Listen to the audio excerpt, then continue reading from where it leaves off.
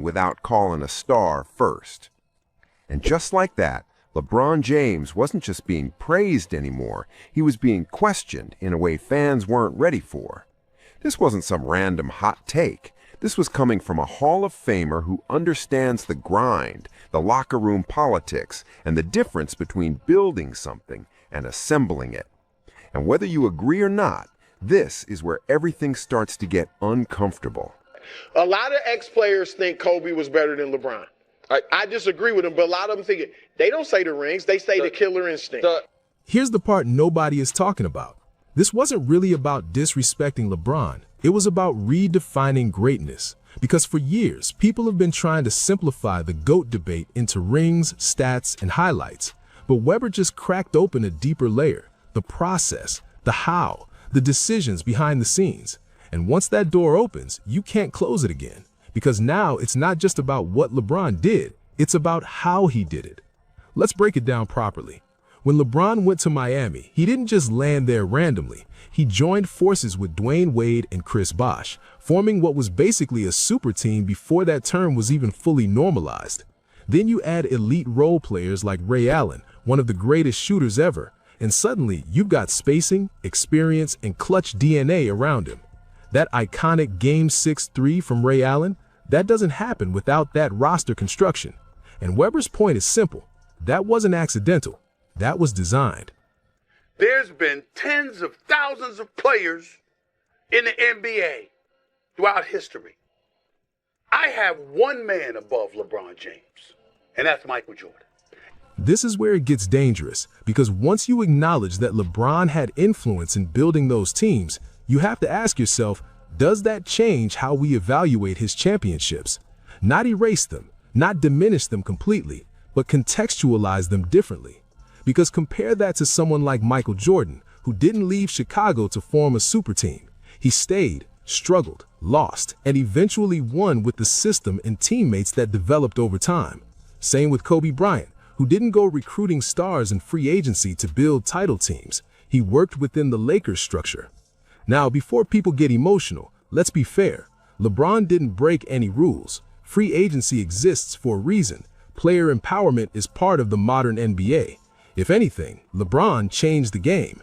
He showed players they could control their own destiny instead of waiting for front offices to figure it out. That's powerful. That's leadership. That's influence. But here's where Webber's argument hits. If you're operating like that, then you're not just a player anymore. You're part GM, part strategist, part architect of your own legacy. Great father, great husband, great businessman, philanthropy. I mean, he's phenomenal. Why is that necessary? Because you got people in his camp walking around. He's number 2 all time. Oh my God, shoot him. That's such a terrible, what an insult. Oh my God, I have you number 2. Here's the part nobody is talking about. LeBron's greatness might actually be too complex for traditional comparisons. Because how do you compare a player who dominates on the court and shapes rosters off it to players who only had control over their performance? That's like comparing two completely different roles under the same label. And that's exactly why this debate refuses to settle. Now, let's talk numbers, because this is where LeBron's case becomes undeniable. 4 championships, multiple finals MVPs, the all-time leading scorer, and nearly 2 decades of elite performance. That kind of longevity is something we've never seen before. You can argue about teammates all day, but you can't fake consistency at that level. You can't fake being the best player on the floor for 20 years. That's not about help. That's about greatness. I would challenge that. You would challenge that? Yes. Let me tell you why I would challenge it. I agree with you if you're taking LeBron from the time that he won against OKC and he won his first title. But this is where young players usually make a mistake. They think greatness is just about stacking achievements without considering context. Because if that were the case, the GOAT debate would already be over. But it's not. Because fans, and especially former players, care about how those achievements came together.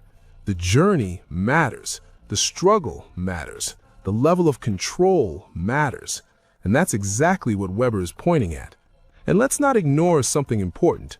Webber's perspective comes from someone who didn't win a championship. That matters. because he knows what it feels like to be close and fall short. He knows what it's like to rely on the system, the front office, the luck of roster construction. So when he sees someone like LeBron actively shaping his environment, it creates a different kind of reaction. Not jealousy, not bitterness, but perspective.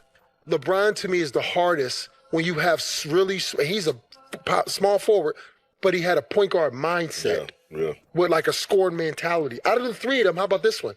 Out of the three of them, he's the worst scorer coming into the league out of the three.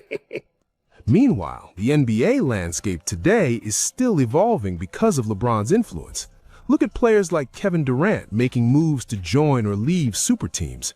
Look at the constant player movement, the partnerships, the calculated decisions. LeBron didn't just play the game, he changed how it's played off the court. And that's something even his critics can't deny.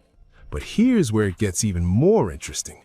The current NBA is filled with young stars trying to figure out their own paths. Guys like Luka Doncic and Jason Tatum are watching this debate unfold in real time. Do they stay loyal and build slowly, or do they take control and build strategically like LeBron did? That's the ripple effect of this conversation. It's not just about the past, it's shaping the future.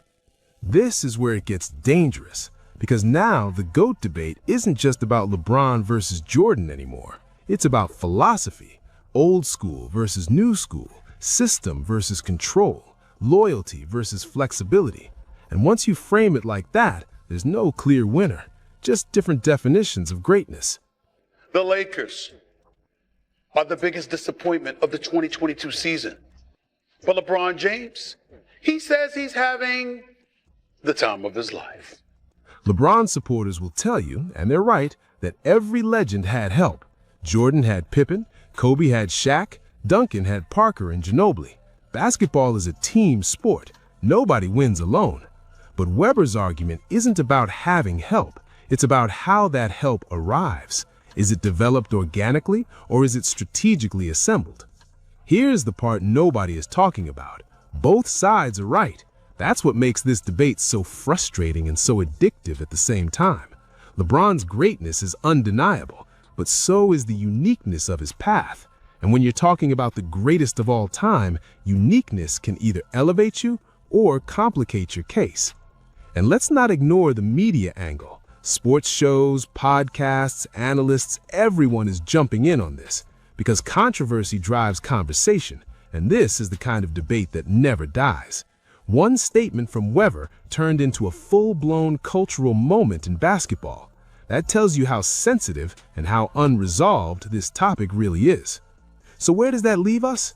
It leaves us exactly where the NBA thrives, in debate, in disagreement, in passion. Because if there was a clear answer, we wouldn't